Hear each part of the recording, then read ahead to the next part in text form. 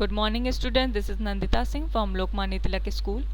I'm going to explain you chapter 5. The chapter name is Vedic Age. इसका first part मैंने आपको पढ़ा दिया था, जिसमें वेदास के बारे में मैंने आपको बताया था.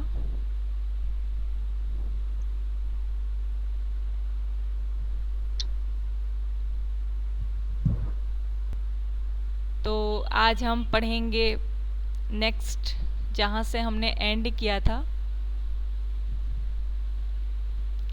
यहाँ पर डिस्टिंक्शन पर एंड किया था. नेक्स्ट हम स्टार्ट करेंगे आर्कियोलॉजिकल सोर्स, पुरातात्विक साधन, जिससे हमें वेदों के बारे में और वैदिक काल के बारे में जानकारी मिलती है. चलिए स्टार्ट करते हैं.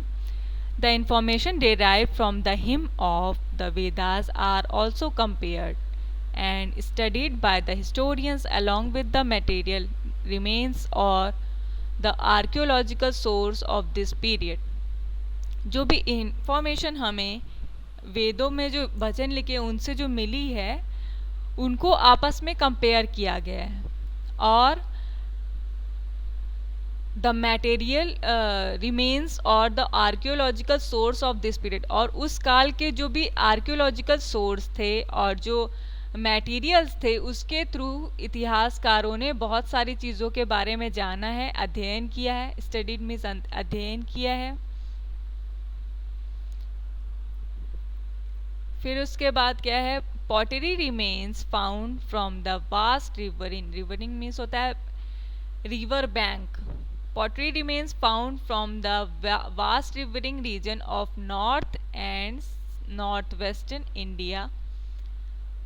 जो पॉटरी मिली है, जो पॉट्स मिले हैं, वो कहाँ पर मिले हैं? वास्ट एरिया में मिले हैं, रिवर बैंक पर. किस क्षेत्र में मिले हैं, किस रीजन में मिले हैं? नॉर्थ में और नॉर्थ वेस्टर्न पार्ट में इंडिया के मिले हैं.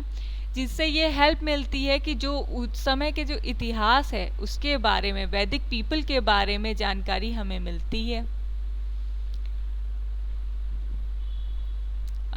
To types of pottery are of great significance. वहाँ पर दो तरीके की पॉटरी यूज़ की जाती थी. पहला है, फर्स्ट है आपका पेंटेड ग्रे वेयर, जिसका शॉर्ट फॉर्म है PGW, एंड सेकेंड है painted grey ware PGW and black and red ware BRW.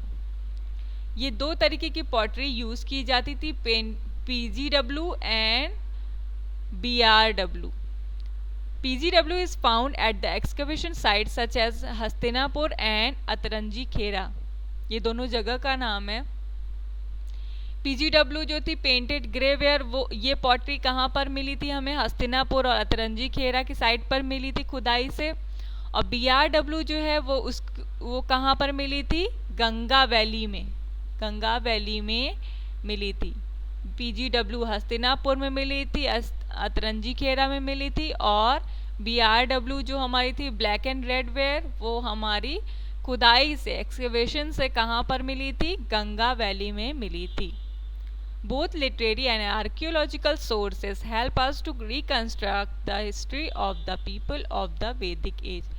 Both literary and archaeological sources, जो भी साहित्यिक और जो पुरातात्विक सोर्स हैं, हमारे जो पुरातात्विक साधन हैं, प्राचीन काल के जो साधन हैं, help us to reconstruct the history of the people of Vedic age. वो हमें वैदिक एज के लोगों के इतिहास के बारे में बताते हैं.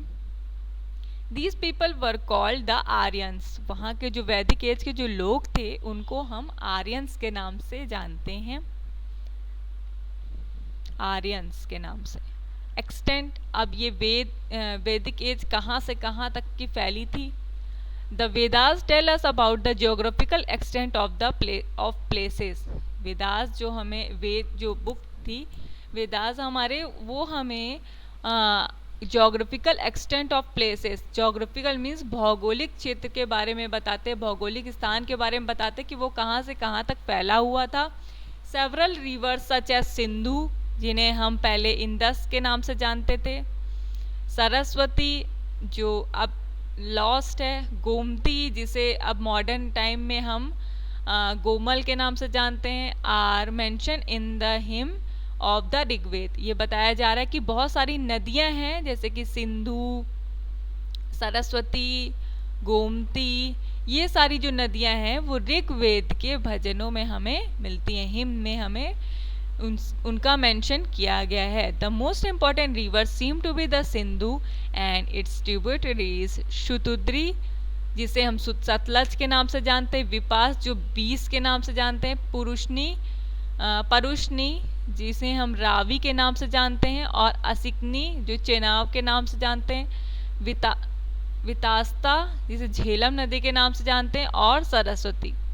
और क्या बताया जा रहा है, the most important river seem to be, और जो हमारी मोस्ट इम्पॉर्टेंट रिवर्स थी और इसकी ट्रिब्यूटरीज थे कौन कौन से थे, सिंधु, शुतुद्री, विपास, परुष्णी, असिकनी, वितास्ता एंड सरस्वती। ये नदियों के नाम हैं जो वहाँ पर पाए गए थे, जो मोस्ट इम्पॉर्टेंट थे। The river Ganga and Yamuna are mention only once, Ganga और यमुना का मेंशन बहुत कम, सिर्फ एक बार ही हुआ है ग्रंथ में। किस ग्रंथ में, वेदों में। From this it appears that the Aryans lived in the geographical area covered by eastern Afghanistan, Punjab and fringes of western UP। क्या बताया जा रहा है, from it this it appears that the Aryans, ये इससे ये पता चलता है हमें कि जो आर्यंस थे, आर्यन कौन थे, वैदिक एज के जो पीपल थे उन्हें हम आर्यंस कहते हैं। आर्यन जो रहते थे वो उनके जोग्राफिकल एरिया, जिस एरिया को वो कवर करते थे वो कौन सा था, ईस्टर्न पार्ट था, जिसमें अफगानिस्तान आता है, आपका पंजाब आता है, वेस्टर्न यूपी आता है। But the main focus of Vedic culture seems to have been Punjab and Delhi region, जो लेकिन जो मेन रीजन माना जाता है वो है आपका Punjab and Delhi. Later the Aryans moved eastwards, covering the whole of western UP and the Ganga Yamuna Doab। Later फिर उसके बाद क्या हुआ कि जो आर्यंस थे, आर्यंस उस जगह से मूव कर गए, हट गए वहाँ से, eastward covering the whole western, means east side से वो मूव करते हुए वेस्ट साइड पे चले गए जो कि यूपी था, एंड द गंगा यमुना दोआब, गंगा यमुना दोआब था। They set up kingdoms in कोसाला, उन्होंने अपना राज्य कोसाला में सेटअप किया था, बनाया था। To the east of Doab, जो कि दोआब के ईस्ट में है, एंड इन काशी में है। The region of Varanasi, Kashi होगा यहाँ पर, मीन्स उन्होंने अपना किंगडम कहाँ सेटअप किया था, ईस्ट में, जो कि कोसाला में, जो कि ईस्ट के दोआब में है, काशी, वाराणसी, वाराणसी के अंदर ही काशी आता है, ये वहाँ पर उन्होंने अपना किंगडम सेटअप किया था, बनाया था। The group of people who opposed Aryans were described as the Dasas and the Dasyus. The group of people who oppose Aryan, उस समय आर्यंस का कुछ लोगों ने अपोज किया था, मीन्स विरोध किया था। उन्हें क्या बोला जाता था, द सास और द स्यूस, इन नामों से उन्हें जाना जाता था। किन्हें जाना जाता था, जिन्होंने आर्यंस का विरोध किया था, अपोज किया था। The Dasas and the Seuss, these people spoke different languages and did not perform sacrifices. ये लोग जो थे वो कई तरीके की भाषाएं बोलते थे, कई तरीके के लैंग्वेजेस जानते थे, लेकिन वो did not perform sacrifices, sacrifices means बलि देना, लेकिन वो वहाँ पर बलि देना या सेक्रीफाइस करना, बलिदान करना, ये काम नहीं करते थे। Letter the term Dasa came to refer to slaves और women and men capture in war. Later the term Dasa came to refer to slaves and women men capture in war. और फिर उसके बाद क्या हुआ, दासा जो थे, जिन्होंने आर्यंस का विरोध किया था, उन्होंने वुमेन को, मेन को एज अ स्लेव अपने घर पर रख लिया था और कुछ युद्ध में उनको यूज़ किया था, उनका इस्तेमाल किया था वॉर में। They were the property of their owners, और उन्हें अपनी प्रॉपर्टी बना लिया था। तो स्टूडेंट, आज की क्लास में बस इतना ही, कल मैं इसके आगे से कंटिन्यू करूँगी। Till then goodbye, take care.